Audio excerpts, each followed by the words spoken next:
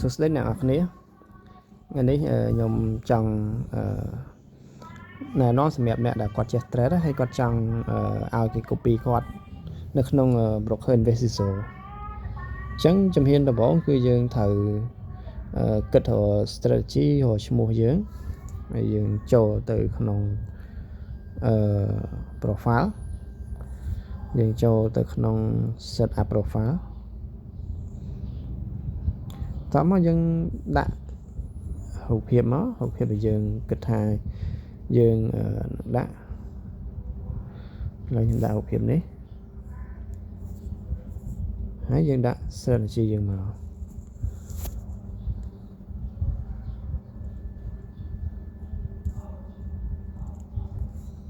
យើង save វាជាប់គ្នាមក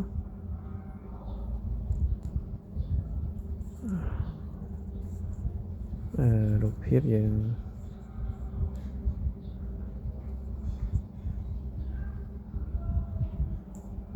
ចង់ដាក់ធំក៏បាន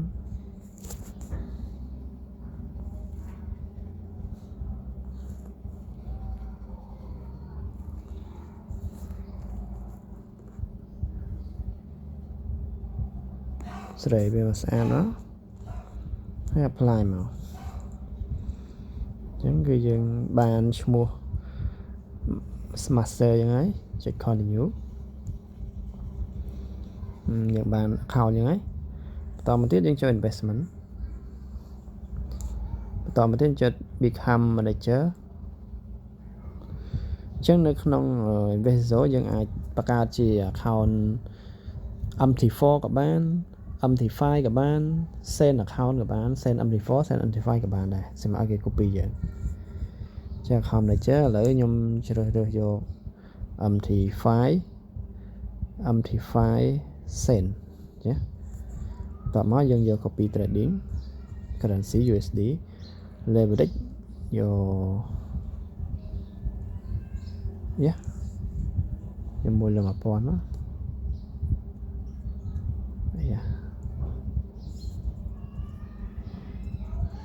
commission យើងយក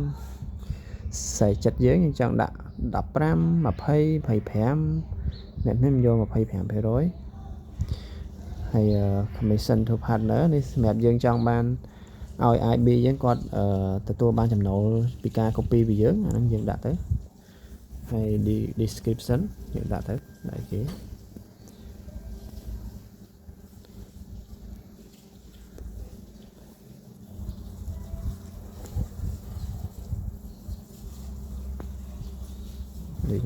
trading is my passion អញ្ចឹងទៅយើង share តែយើងសរសេរទេ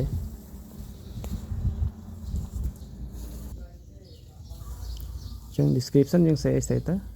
share យើងចុច agree មក open account មកអញ្ចឹងតែប៉ុណ្ណឹងអូខេហើយយើង deposit យើង internal transfer ទៅយើងចុច deposit ចូល internal transfer ហើយយើង transfer ពី account send យើងចូល account management នេះឥឡូវខ្ញុំដាក់ម៉ានយើងថាដាក់$3 $3យើង transfer មកcontinue